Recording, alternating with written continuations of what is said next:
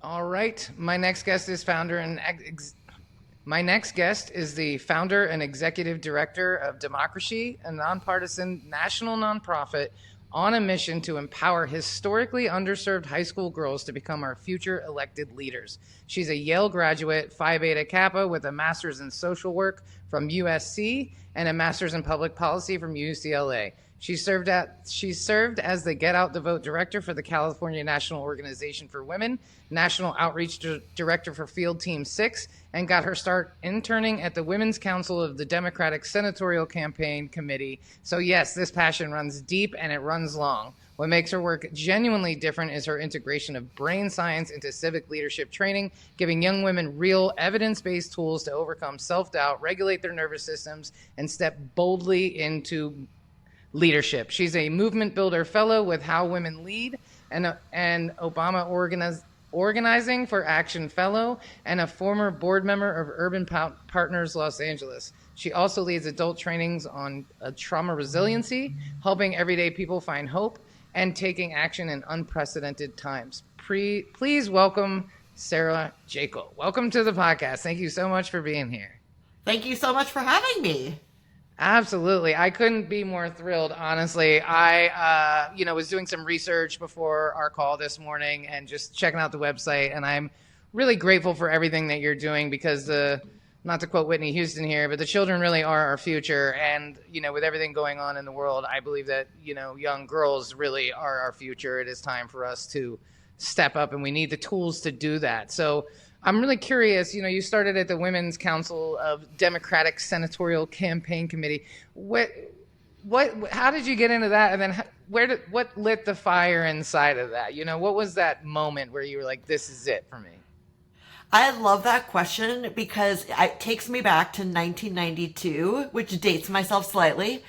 But in 1992, the unprecedented happened, and 6 women senators were elected at the same time. The Senate collectively lost its mind and was like, do I have to put women's bathrooms in the Senate? And the Democratic Senatorial Campaign Committee created its first ever Women's Council, which was so new that the Republican and Democratic women senators caucused together. Unthinkable now, because it was so exciting to be a woman in the Senate. And I was lit up. I thought, this is incredible. It was called the Year of the Woman. I thought, now we're unstoppable. It's just going to flood our future. We're going to be more than 51% of Congress.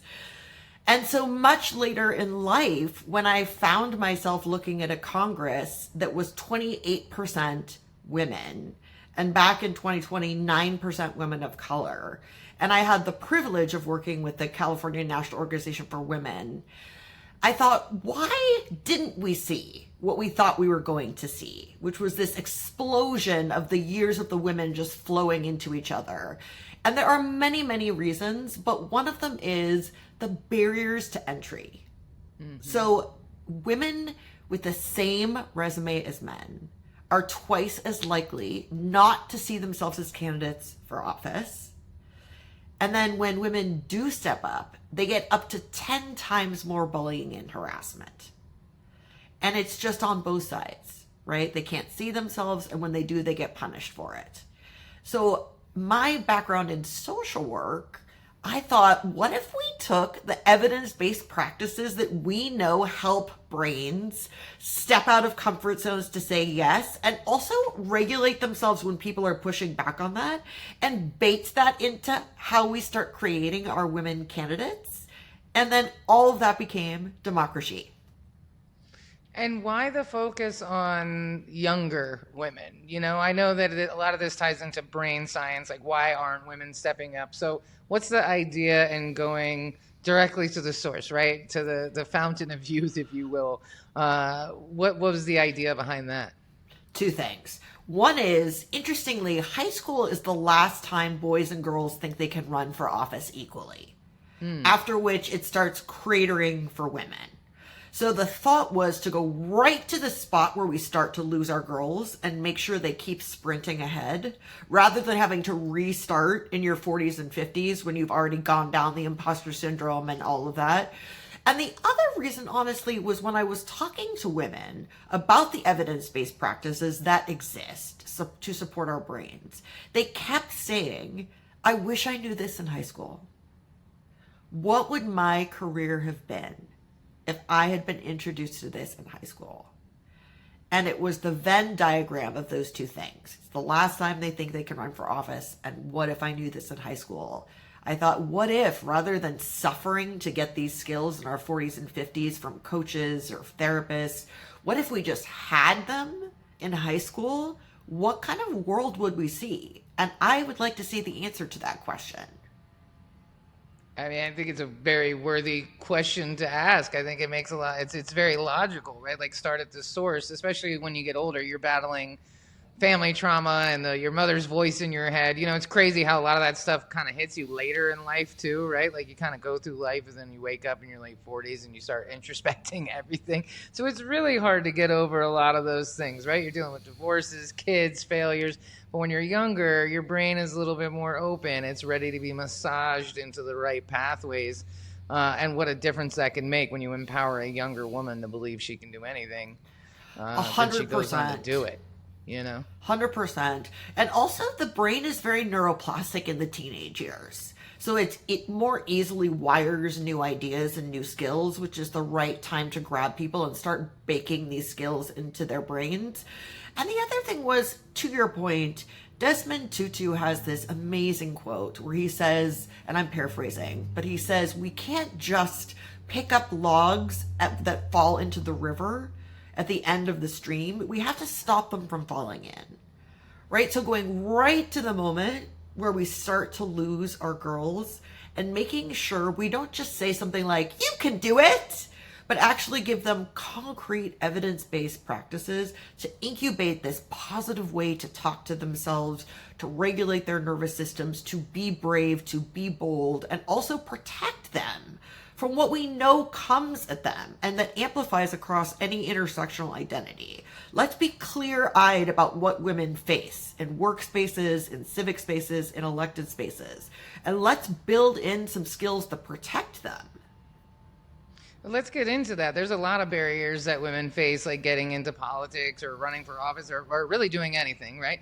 So what are some of those issues that they run into, and how is democracy like tackling that head on? What are some of those skills? Yeah. So the first thing is, and I think a lot of women resonate with this, women are socialized to be perfect.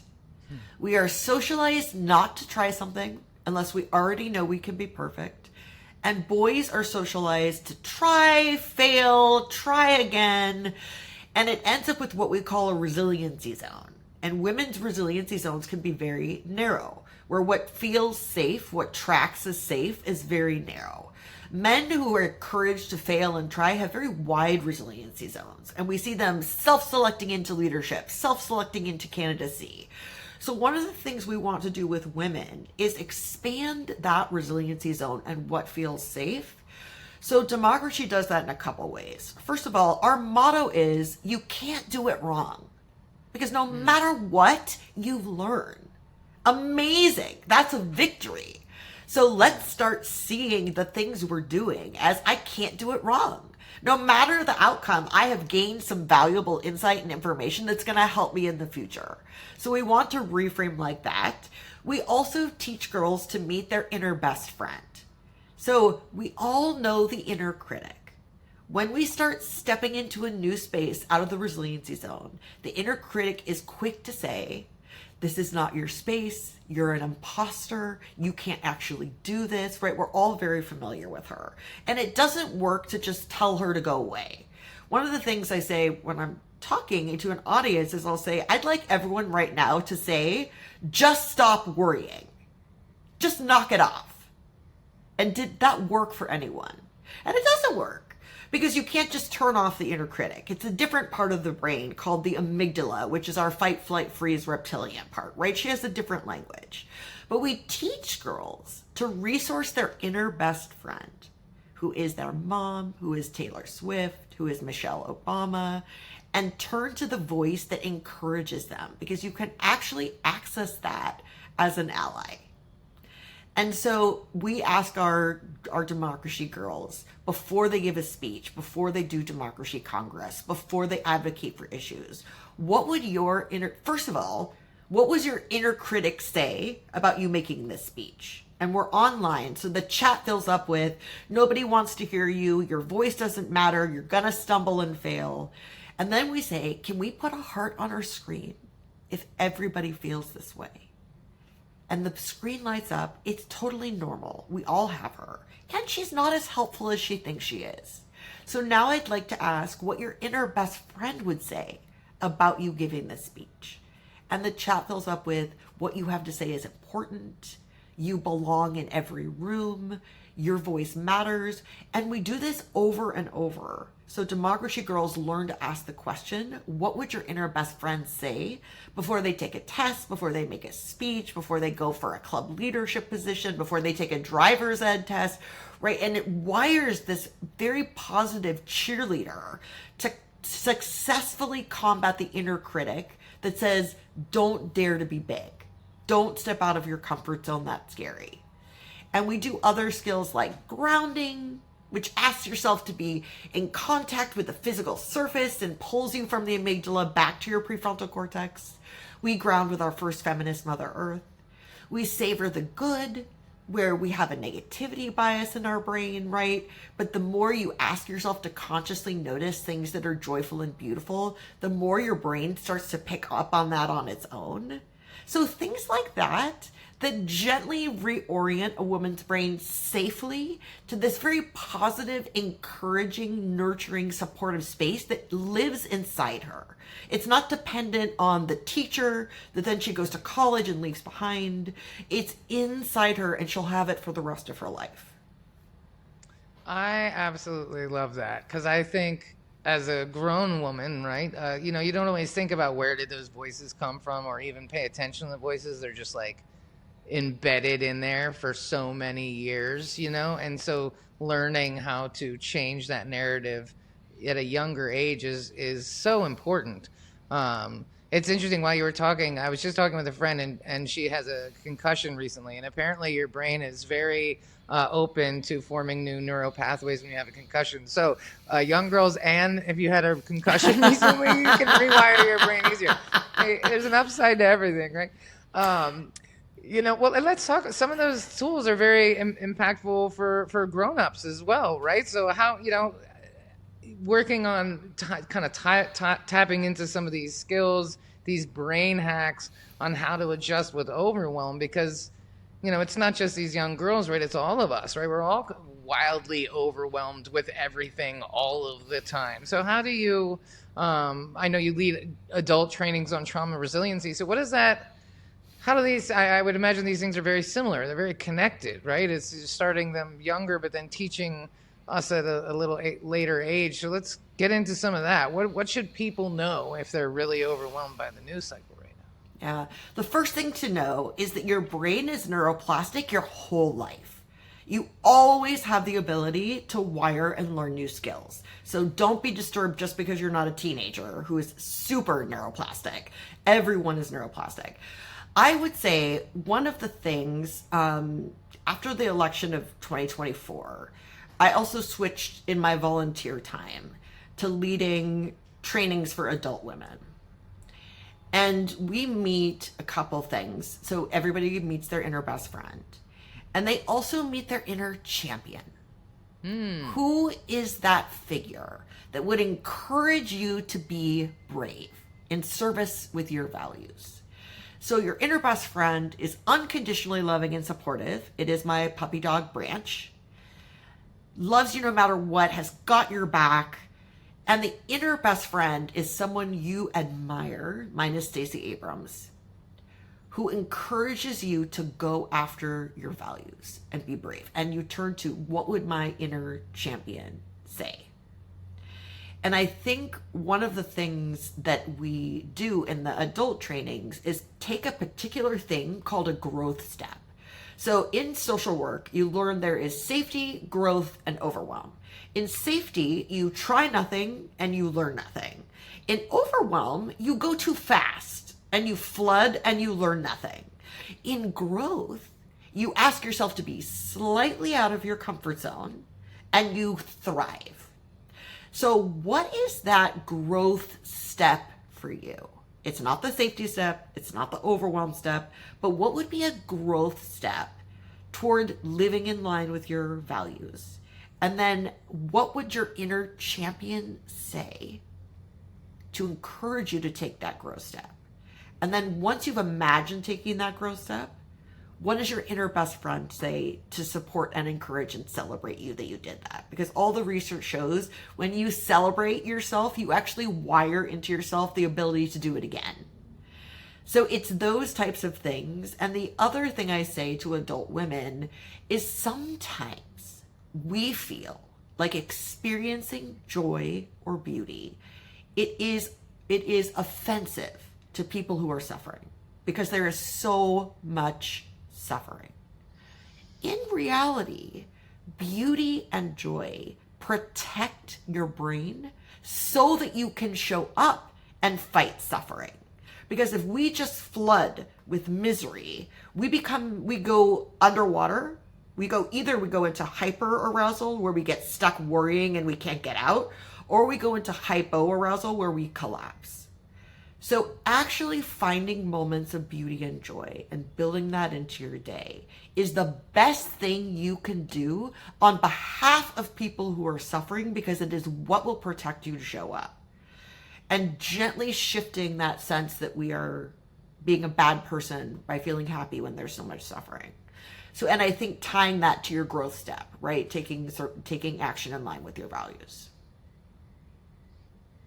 I think that's, so important because even me, sometimes I live in Costa Rica now. And so I have like survivor's guilt because I'm like, man, if I was there, I'd be like protesting. I'm a DC girl, so I would be there. I'd be protesting. I'd be doing all the things.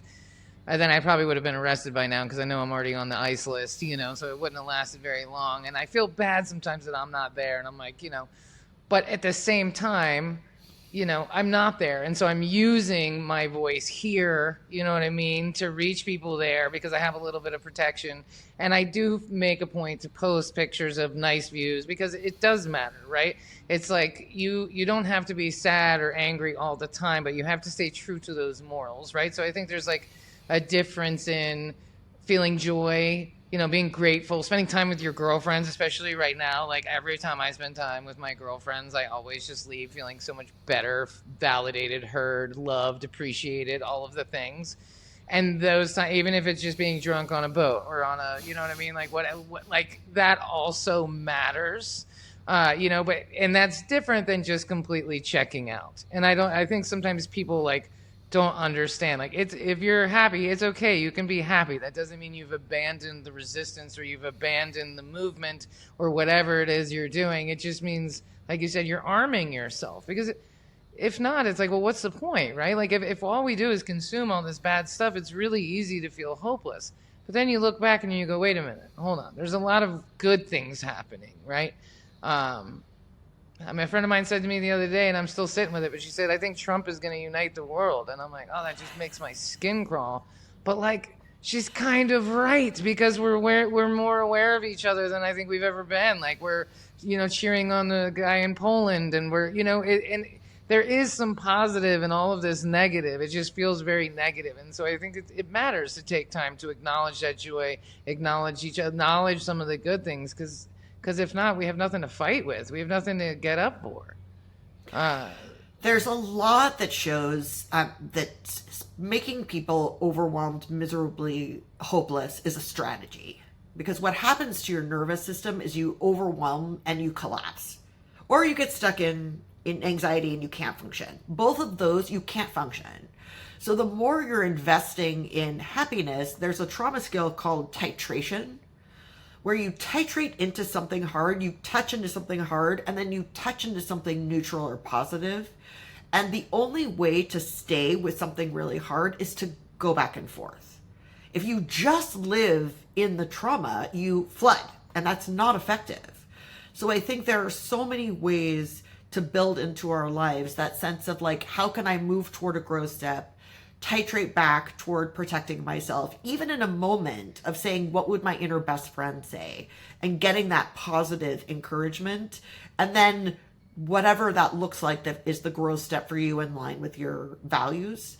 I think it is something that I want high school girls to get, is not just to lead, but to thrive, to actually be happy as they are leading and not miserable and exhausted and overwhelmed and pushing through because that's the only way they know. Women deserve to be happy while they deserve to lead. It is not an either or. And right now I feel like it is. If you're stepping into leadership, you're kind of giving up happiness. But if you start to incubate that internally from a very young age, you are anchoring a very positive way to experience the world that nobody else can touch because it's yours. I love that. And I do that all day long. I oscillate between like horrible news and inappropriate memes that like make me laugh so hard, or just like women being funny on the internet. And that's kind of how I manage, or I put my phone down and I go outside and like look around. And I'm like, oh my God, it's so beautiful here. Let me put my feet in the ground. And so I've kind of been doing that a lot, but I think a lot of people aren't, right? Like they have the news on, or they have CNN or Fox or whatever it is on the TV. There's just noise constantly coming at them. There's not time to like reground themselves and remember there's so much more out there. And I've been doing a lot of dog rescue stuff lately, and that's helped because a lot of people step up and make donations and make comments, and it's just like yeah, people are still good. There's still humanity, right? There's still love from strangers. There's still love for animals in the world. And it's a tiny little thing, but it does help refill my cup. Like, okay, maybe not everybody's a pedo. Maybe not everybody's doing backroom deals. Like, there's still goodness in this world.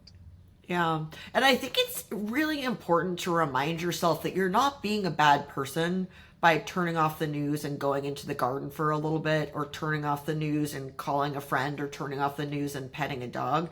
You're actually investing in your capacity to show up. It doesn't mean we don't watch any news, right? What it means is we don't get so overwhelmed by the news that we end up choosing not to do anything because we're just done. And so it's an act of resistance. It's an act of self-compassion to build these moments of beauty and joy, or definitely dog rescue, into your life, and then turn around and show up as the human being you want to be. It makes a difference. You know what I mean? It makes a difference. It's a little bit of humanity, but it goes a long way in this insane timeline that we're living in. Let's talk about what does a more inclusive society look like? What is, working with democracy and getting, the next tomorrow's leader elected? What is that future? What future do you dream of at democracy? Yes. So I have a very specific dream. I dream of an America that truly reflects all of her people, and that is represented by empathetic, brilliant, diverse women who are making decisions that benefit all of us. And I will say a way we are taking a step toward that world is, I was seeing when I worked in politics that most early political pipeline opportunities are unpaid internships, because that's what campaigns can afford. But it's a barrier to entry, because for many of our young people, they have to work, they have to earn money, they can't do unpaid internships. So we made a decision as a very young nonprofit to pay our participants $15 an hour to participate. And we have seen this rush of responses where we are 70% first generation American, 90% girls of color, these lived experiences that most need to be reflected in our country and have not been. And it makes me so excited to see these young leaders not only start to realize that their voice belongs in our democracy and running for office is their birthright, but also start to take in the skills to protect them on this journey toward that America that truly reflects all of her people. Because there is a tremendous amount of pushback on that journey against that America. And I want our girls to have very concrete tools to protect themselves and not get knocked off their critical paths, Because it's one thing to say you belong in our democracy, but it's another thing entirely to have a toolbox that you can turn to when people try to tell you that you don't. There are 1,000 cuts. There's little t trauma and big T trauma. And there are 1,000 cuts. And starting to prep young women to respond compassionately to themselves and very practically with tools that psychology has validated with research is what will keep these girls moving forward in the pipeline toward that America. It is a true investment in the America that has never yet been, but she absolutely could be. And I continue to see her, and I want to invest in her. I absolutely love that. And so, speaking of investing, let's talk about democracy. And of course, we'll have all your links and everything else. But what is the vision for the next chapter of the work? And how can we actually really support you? What can people do? Can they join events? Can they send money? All of the above. How can we support you? That's such a thoughtful question. We are very ambitious. We were founded in January 2021. We served 24 girls in 2022 just to see if it worked because it was a theory of change. 173 in 2023, 485 in 2024, and 915 in 2025. And we get 7 times more applications than we have openings for. So the only thing holding us back is funding, because our students go through the program and come back and lead it. So it's an entirely peer-led model, and it means we have this self-sustaining pipeline of leaders because we have so many girls who want to come back and lead the workshops. And we're online, so we have no overhead. So our only thing keeping us back is stipends. So I will say a stipend for our 10-week program is $300 or $25 a month. A stipend for the peer leader is $600 or $50 a month. And then a stipend for a girl to go through the whole program is $1,200 or $100 a month. The amazing women who come in as monthly sustaining donors, I wish I could find them all around the country and hug them. They are the ones that let us do the work. We also have mentorship opportunities in our 10-week program to work directly with one of our high school girls. And the other thing I would say, while I want to scale so no girl gets turned away, I want any girl who wants to come to Democracy to get a yes. We do have a self-directed online program on our website for free, so any girl can go through it right now. And so, yes, there's an application button on our website. Who is that high school girl in your life who you think needs to meet her inner best friend, needs to know that she belongs in our democracy, will change her name to Congresswoman and co-sponsor bills in Democracy Congress, right? There are so many ways to support this work. And the other is through our website to reach out to me. If you know foundations that might support this work or be interested, or family foundations, you have ideas for me, I'd love to hear them. I think, we build as a team. We always build as a team. The only decision I made alone at Democracy was not to build this alone. And then I built a team of high school and college girls who built the whole organization, from the website to the logo to the name to our curriculum. And now it's adult women and our lovely male allies who might be listening, who build it from here. So I would love to hear your ideas. I love that. I think that's a very vulnerable and honest statement to make, because most people aren't necessarily open to feedback or ideas, but that's how we make things great, right? And if there's one thing that I know about women is that we are natural connectors. And so I'm sure that somebody listening will hear this and go, oh my God, I need to connect them to so-and-so, or so-and-so to so-and-so. And that's really what kind of makes us so special, is we have that innate want to help people and get people connected. So I'm hoping that comes about from this conversation. I really appreciate everything you're doing. I will definitely look into Democracy and see how I can help. If you ever want to do a media thing, or how to start a podcast, or how to, our tagline is listening is the revolution, right? And I think podcast interviews are great because you're both, thank you, you're both intentionally listening. And that's not something that always happens in conversations. And I think this is really good practice for humans. And you tend to bring your best to the table. And I think it's just good, good character building, but it's also an excellent platform. So if you ever would like to have some of the graduates or members of Democracy come and do an episode with me, that would be super cool to hear from the young girls, like the work they're doing and what they want people to know. But I think it's so wildly important. I interviewed the founder of Vote Mama yesterday, and we were talking about not only the number of women in Congress and government, but the number of moms is even lower. And they are the one, we're creating all this public policy for our future and our children, and there's no moms in the room, right? So all of this is really important. It's wildly important. And I do feel that women are the future, women who identify, as, this isn't a gender thing. This is more just this is where we're headed. You know what I mean? We need a change.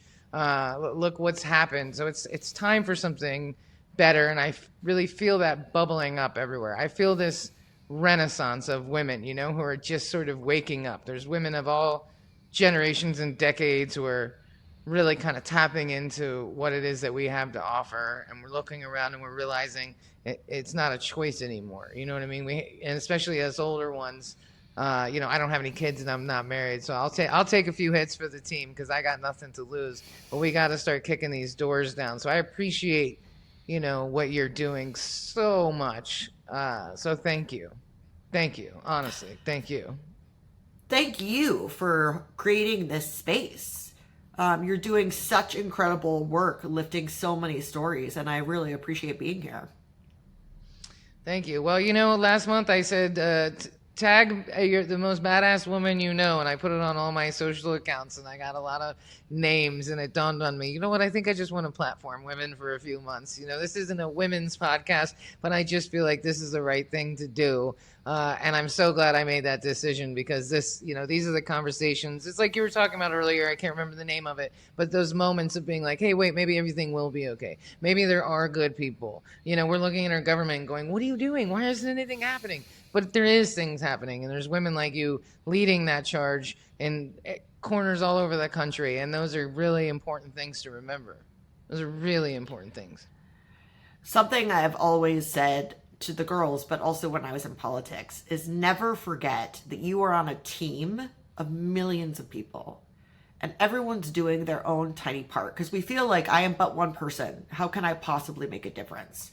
But none of us are alone. We are on a team. And it's a step up, step back model, which if one of your team members steps back because she's got something going on, she can't be there, then we step up, and sometimes we step back. Right. But we are never alone. We are always on that team. And I do think we all have our own piece of that puzzle on the team, and together we are unstoppable.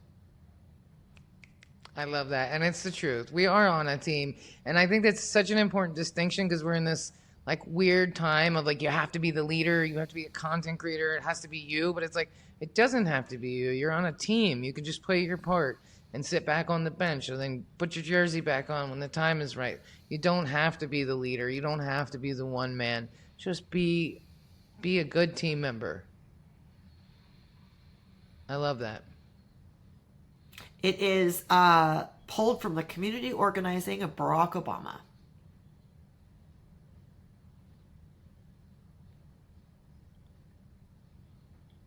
Did I lose you?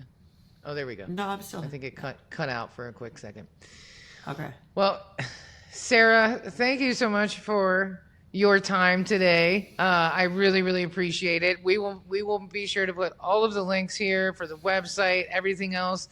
You heard it. Connect her with good people. Mentorship is available. Donate some money if you're a dude feeling some kind of way and you got some guilt. $1,200, man. You know what I mean? That'll help. That's one girl making a difference. So I joke, but I'm not really joking. So you can transfer your guilt into checks payable to Democracy, and you can feel good about that. So until next time, please be excellent to each other. Sarah, thank you so much for being on the show. Thank you so much for having. Absolutely. The honor's All mine. Really. And so, yeah, thanks for listening. Be excellent to each other. Let's raise some money. Let's get some money to Democracy. Let's get some young girls. Wouldn't it be amazing to have those tools at 15 instead of 50? You know what I mean? So, on that note, thanks for listening, and we'll catch you on the next one.